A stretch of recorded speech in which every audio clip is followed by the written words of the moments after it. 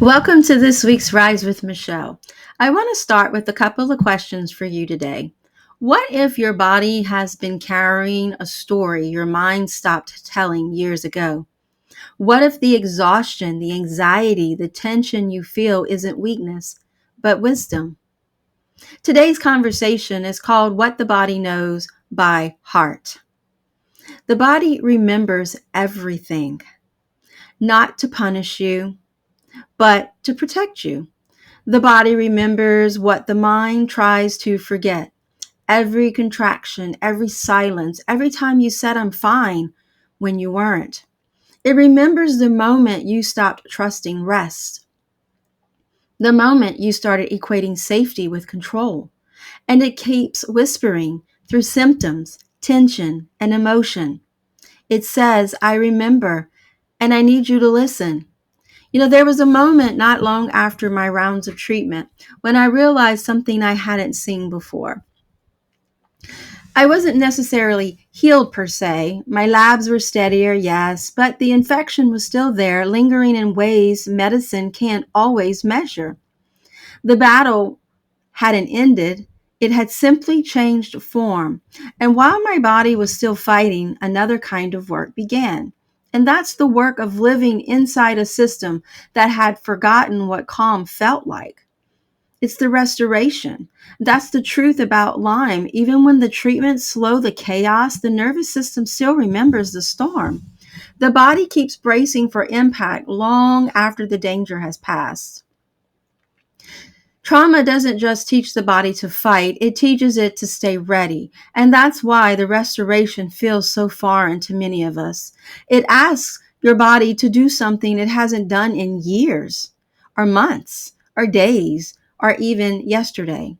To want you to release the grip. But this isn't just my story. Maybe yours started with burnout. Maybe it was heartbreak. Maybe it was loss, transition, or just years of pretending that I'm fine. These are different stories, but they're the same nervous system. The body that learned to stay small to feel safe. The breath that got shallow when life got loud. For so long, I tried to heal by understanding. If I could just know why I felt this way, I could fix it. But the mind can't think its way out of what the body still feels. Insight without embodiment becomes just another form of control. You can't rewire the nervous system through logic. You have to meet it in sensation, in the breath, in the stillness of it all, in the pauses where the body finally feels you noticing. And that's what I teach inside Rise, not how to fix the body, not how to fix yourself, but how do you listen to it? What is it telling you? Because what the body knows by heart is older than any language. It doesn't need your explanation. It just wants your presence and willingness to do the work. And here's what changed.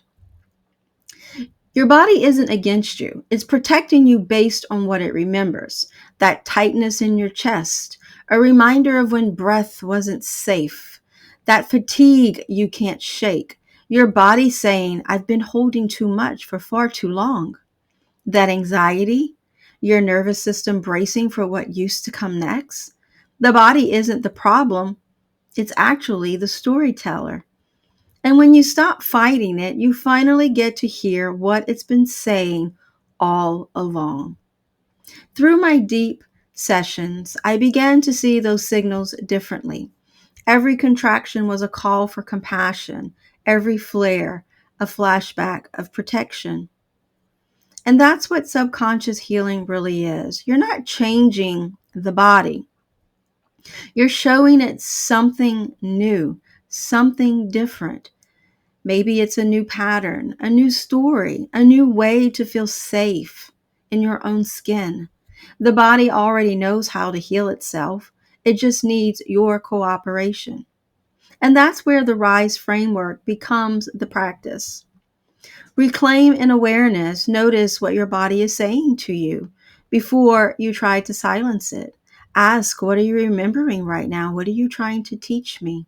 Inspire with breath. Bring life back into what's been held so tightly. Every inhale is a remembering, and every exhale can be a release. Strengthen with safety. Anchor your new story in repetition. The body learns through what it feels most often, not what it hears once. Empower through embodiment. Live from alignment instead of reactions. Move, speak, and rest as the version of you that already feels safe. And this is how we rise, not by overriding the body, but by allying with it. So before you go today, I want you just to do something with me. I want you to close your eyes just for a moment. Take a slow breath in and let it travel all the way down to your belly. And as you exhale, feel your shoulders drop just a little. And that release you feel is just a remembering. That's what it knows by heart. That safety isn't something you chase. It's something you have to practice. Just to be still. You've spent years surviving, adapting, doing what you had to do to get here. But now your work is different. Now it's about listening, about learning the rhythm of your own becoming. Your body is wiser than the stories you've told about it. It carries generations of resilience, echoes of every time you rose when you didn't think you could. It knows how to come home to itself. You just have to follow the feeling. So if this message found you today, it's not by accident. You're remembering too. And this remembering, this tender reunion with your own body, your own self, is the heart of what we do inside the R.I.S.E tribe, All Access. It's where we rebuild trust with the body, rewrite subconscious patterns, the stories you've been telling yourself, the dramas and the traumas, and rise through the in-between together. The link can be found in the description. If you're ready to come deeper, this is your invitation. And if this conversation resonated with you in any way, or you know someone whose body is just still whispering the same stories, I would love for you to share this video with them. Be sure to subscribe, like, and leave a comment. I read every single one, and your words remind me that none of us are walking this alone. So see you next week, same space, same heart. And until then, we're not broken. We're in the in-between and still rising.